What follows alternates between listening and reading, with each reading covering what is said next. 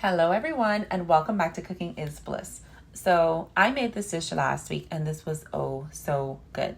It was absolutely delicious. Everybody wanted seconds.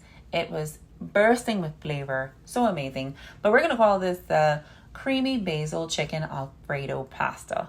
So the story behind it is my neighbor, who's Mrs. Martha, the best neighbor. She gave us some fresh basil from her garden. And the only thing I could think of to do with it was some pasta. So that's exactly what I did. Let me show you how I made it. I started off by seasoning up my chicken. I got it onto a rack, onto a sheet pan, and into the oven. I let those go for about 20 minutes at 400 degrees Fahrenheit, and I had it on roast setting. So once they were done, I just set them aside until I needed them. And now it's time to get my pasta in the boiling salted water. And something about the box looks strange. So I said, let me read this box. And this was gluten-free pasta. I didn't plan to buy gluten-free pasta, but at this point, it's too late. I'm not going back to the store. I don't have anything else in here that I can sub this with. So we just had to go with it. I threw it in the pot and hope for the best. So now it's time for me to make my sauce.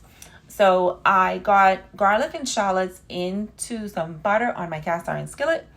And I let those go until they were nice and aromatic, nice and toasty.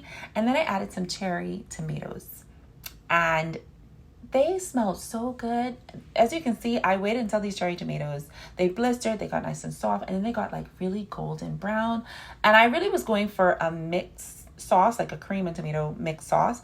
I didn't have enough cherry tomatoes to really get that effect that I wanted, but it still worked. The flavor was still popping.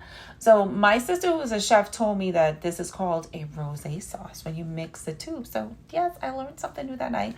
So once it was nice and once the cherry tomatoes were nice and golden, I then went ahead and added my heavy cream. And then I added some Parmesan cheese.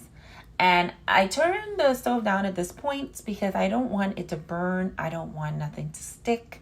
So then I started to add in my cooked pasta. And with that, I added in some of the pasta water.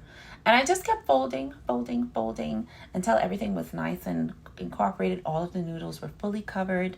And then I chopped up my chicken and I added chicken, I added the basil, and I just continued to fold. What I forgot to mention was I did season this at the point of when I had my just the cherry tomatoes in the pan. I did add some Italian seasoning and I added some chicken bouillon. I didn't add salt here because my chicken was well seasoned. And once I added the chicken and the basil and kept stirring and coating, all of those flavors came together so nicely. And voila! This was so good. I hope you go ahead and give this recipe a try. Leave us a comment and let us know what you think. Enjoy.